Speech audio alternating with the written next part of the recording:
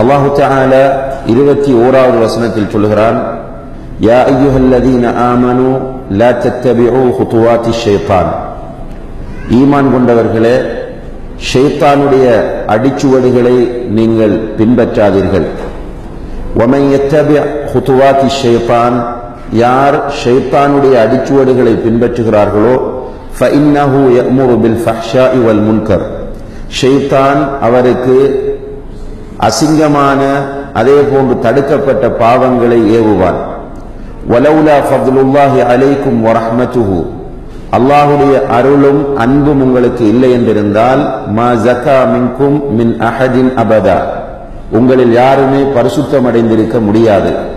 வலாக்கின் அல்லாஹ் யுஸக்கி மன் யஷா, அல்லாஹ் நாடியவர்களை பரிசுத்தப்படுத்துகிறான். வல்லாஹு ஸமீஉன் அலீம், அல்லாஹ் கேட்பவனாகவும் மிக்க அறிந்தவனாகவும் இருந்து கொண்டிருக்கிறான் என்று இந்த 21வது வசனத்தில் அல்லாஹு தஆலா சொல்கிறான். அன்புள்ள சகோதர சகோதரிகளே, ஷைத்தானின் அடிச்சுவடுகளை பின்பற்றக்கூடாது என்ற விஷயத்தை பொறுத்தவரையில் அல்லாஹு தஆலா அல் குர்ஆனின் பல இடங்களில் இதை வலியுறுத்துவதை நாம் பார்க்கலாம்.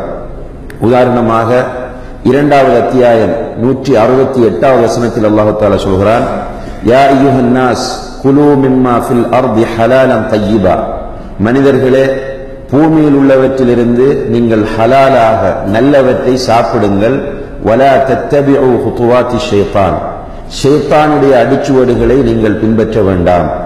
அதே போன்று 2வது அத்தியாயம் 208வது வசனத்தில் யா அய்யுஹல்லதீன ஆமனு உதுகுலு ஃபிஸ்ஸில்மி காஃபா, ஈமான் கொண்டவர்களே இஸ்லாத்தில் நீங்கள் பூரணமாக நுழைந்து விடுங்கள்.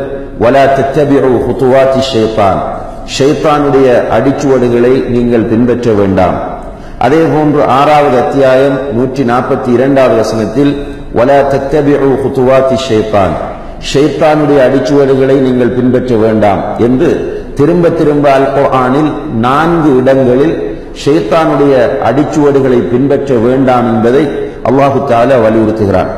இதிலே 3 இடங்களிலே ஈமான் கொண்டவர்களை அல்லாஹு தஆலா விழித்து இந்த செய்தியை சொல்கிறான்.